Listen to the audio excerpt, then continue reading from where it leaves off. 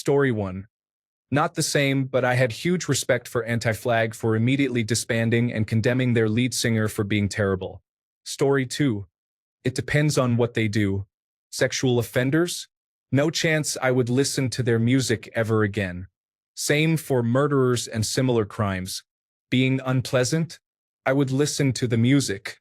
Someone who uses their money to harm the rights of others or minorities. No, I will not give money to someone who does that. Story 3. It just ruins it for me. Some bands, thankfully none of my favorites, turned out to have the singer taking 14-year-olds along on their world tour. I just can't go back after I learned things like that. To me, it's the same as if a pedophile tried to engage in conversation with me. I just can't do it. Story 4. It depends on how terrible versus how remarkable their art is. If you support the former President Donald Trump, I am done with you forever. If you are harming innocent and vulnerable people, I am done with you forever. However, some who are simply extremely narcissistic and self-destructive individuals, that is a gray area for me. Story 5.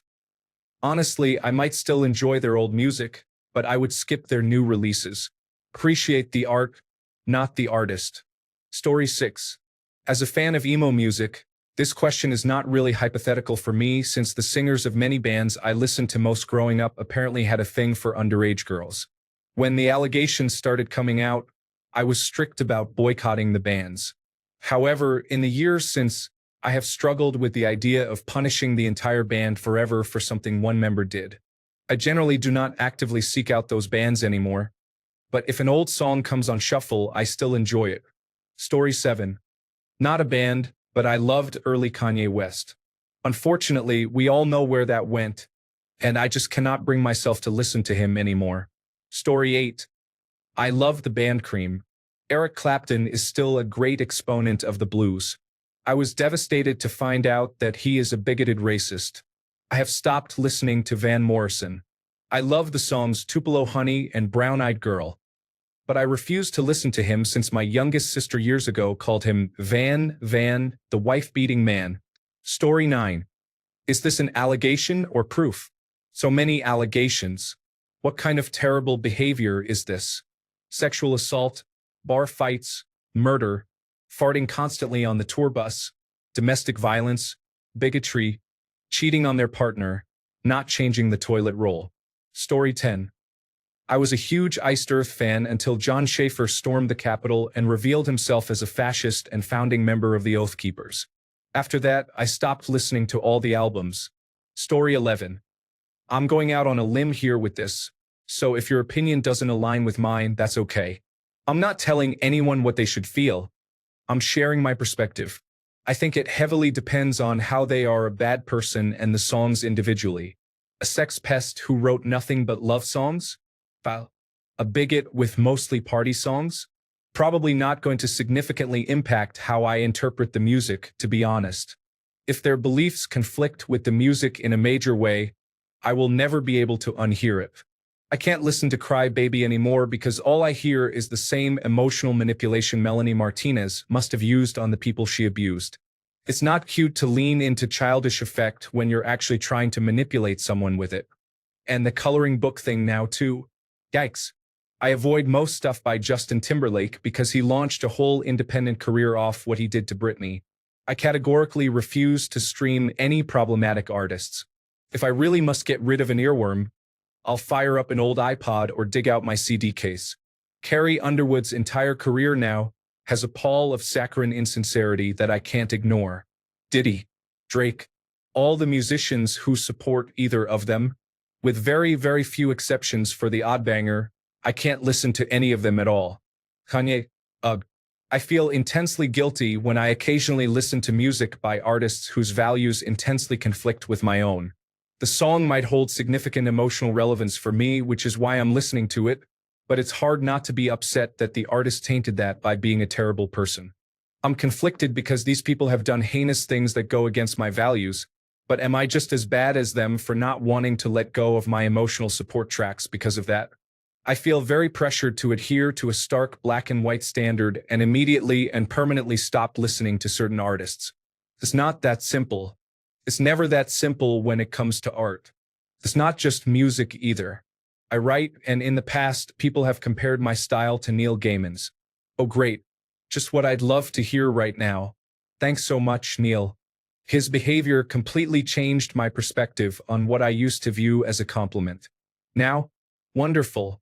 I've been compared to a sadist in one of the worst ways possible, my creative expression. My mind can churn out the same kind of content as somebody who victimizes others he has power over, without even needing to be like that. What does that say about me?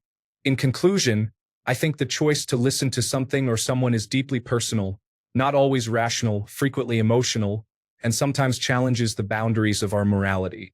I don't feel comfortable shaming anyone for still listening to an artist who is a bad person. But if they're defending that artist's behavior, that's a completely different story. It's about intention for me. Am I listening to this because, deep down, I share these beliefs? Or do I accept that the infinitesimal impact my occasional streams have does not constitute a significant defining feature which reflects on me as a whole person, and that there is no such thing as a perfect activist? In summary, I don't think you're a bad person for listening to problematic artists unless you tell me you share their values. Story 12. Yes. I have two favorite bands that have been my favorites for over half my life. They were the soundtrack to the most important parts of my life. Once you put a song into the world, it no longer belongs to you. It belongs to the listeners. Finding out the lead singer of my favorite band is a terrible person does not mean that one of their albums didn't help me get through a difficult time or that the lyrics of my favorite song of theirs don't fully resonate with me. I would not buy any new music, go to any shows, or buy any merchandise. If it was bad enough, I would pirate all of their music so they wouldn't get any more money from me. Unfortunately, I can't get refunded for all of the CDs and singles I bought. But the music I knew before will always belong to me. And before anyone says anything, yes, I know who Lost Prophets are. Took a very long time, but I am able to listen to my pirated copies of Start Something and Liberation Transmission again without feeling sick. Story 13. No, I do this with actors or anyone who is somewhat famous. If I do not like what I hear about you and it is true, I am done with you. Simple. Story 14. I've stopped listening to Michael Jackson, Robert Kelly, Sean Carter, Beyoncé Knowles, Jennifer Lopez, Usher Raymond, and Chris Brown. I fully expect to add more to the list. My small protest is worth it to me. Quite a few people and bands mentioned here I have not listened to. Story 15. No, do not support negative people. There is plenty of other music being made by decent human beings. Story 16. It is hard for me to imagine anyone in Radiohead being a terrible person. But if, hypothetically, Tom York went on a rampage tomorrow, I would probably assume he had some kind of a breakdown. I would still listen to their music, but it would always be in the back of my mind that Tom went off the deep end. Story 17. No. I loved Lost Prophets, but have not listened to any songs since learning that Ian Watkins is a violent pedophile. Story 18. I will still listen to the music and enjoy the artistry. Art is art, and ordinary people can create wonderful content. However, I won't go all out to support them by going to concerts or buying merchandise. Maybe I will buy the album, but honestly, that's a small amount in terms of their profits. Let's face it, they're all fallible. If we rejected both the art and the artists, sadly, we would have no culture at all. So I separate the work from the creator. I'm a writer, and as far as I'm concerned, I just put the words down. The writing is always separate from me and comes from elsewhere, so my flaws shouldn't affect it. I'm just a conduit. To use a music metaphor, if your stereo speaker is broken, you don't suddenly hate the song. It's the same with a broken artist.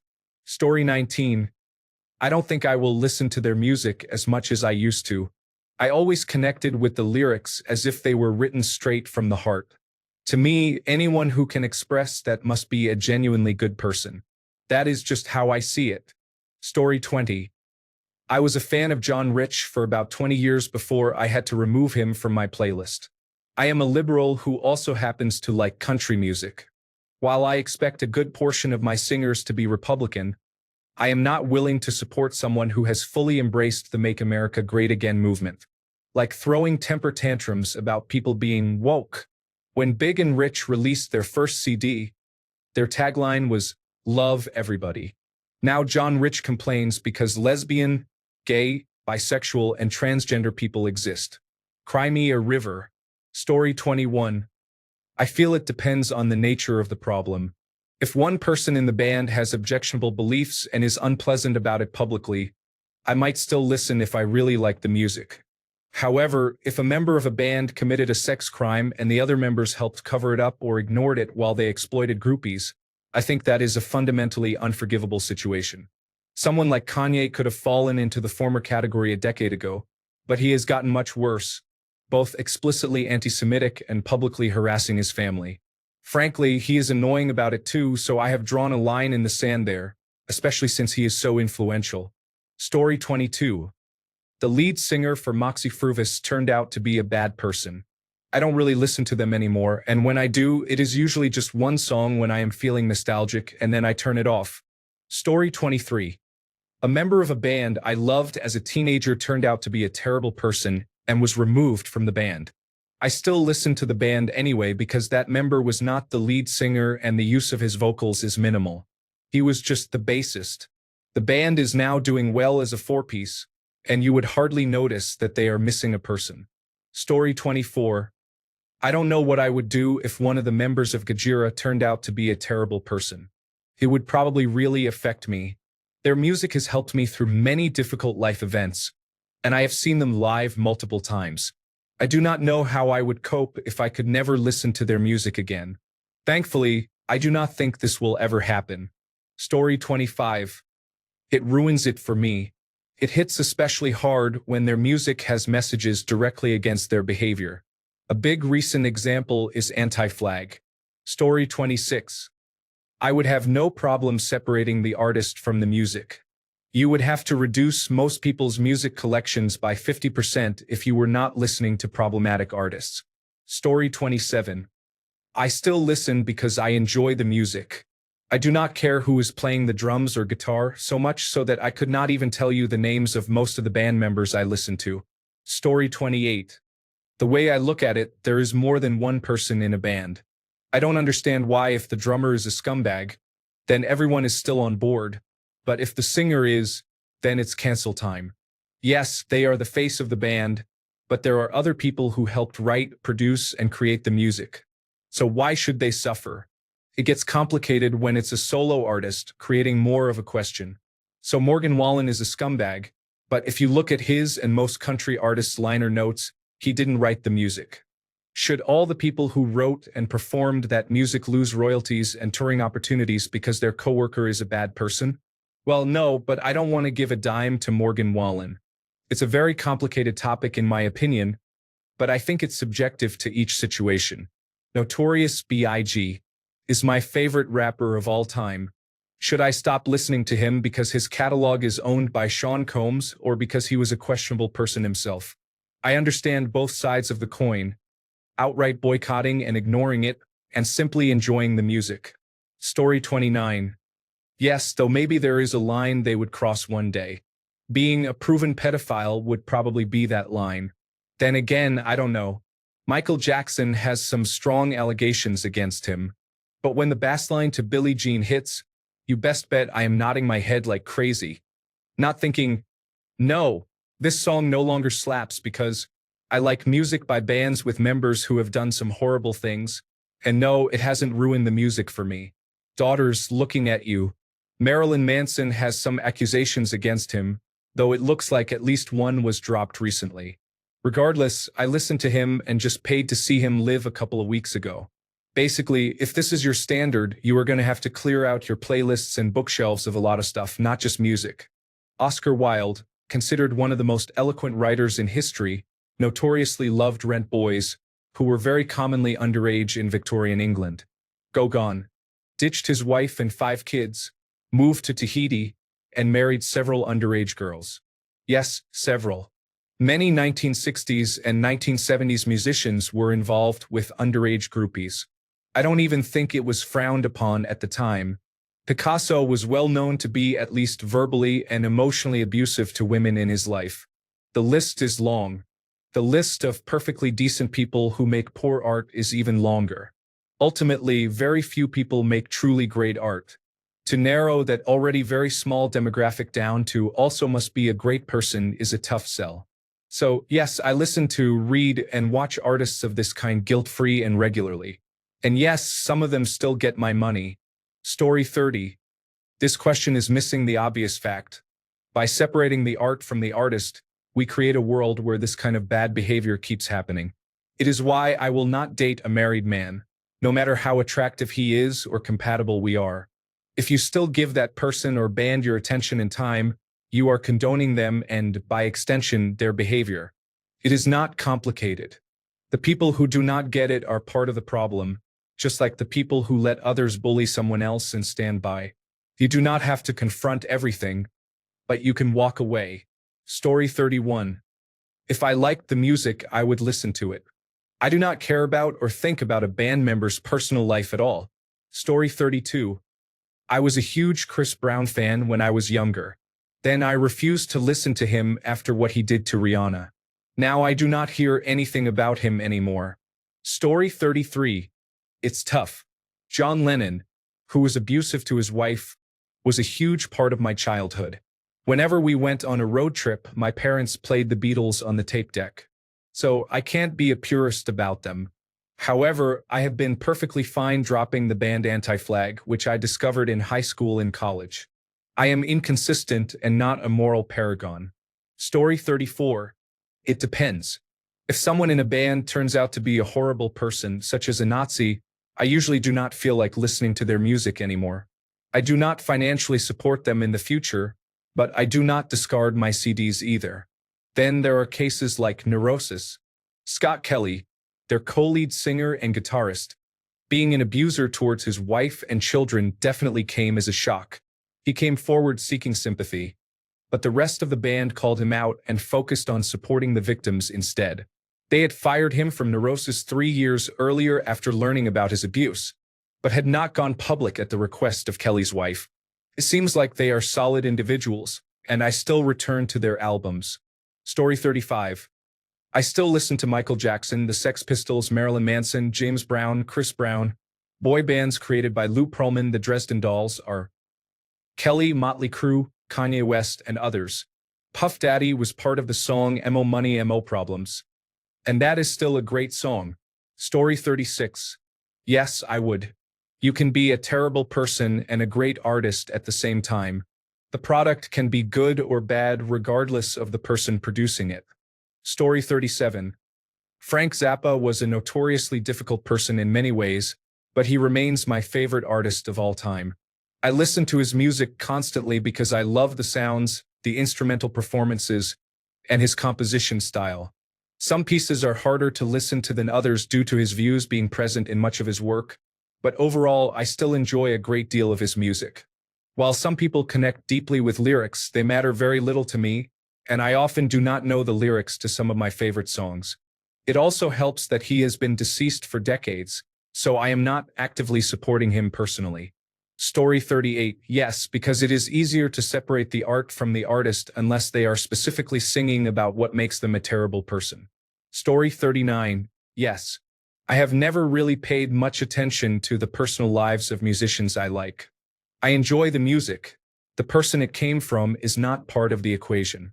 Besides, I used to listen to rock music, and I have always known that lots of rock musicians have questionable character. If the artist is a bad person, that is for the legal system to handle. Story 40.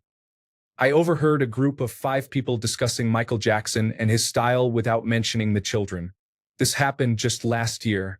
If the talent is there, people will ignore allegations and only trust conclusive evidence. Story 41. Yes, me liking a song has nothing to do with the private life, personalities, or actions of the musician.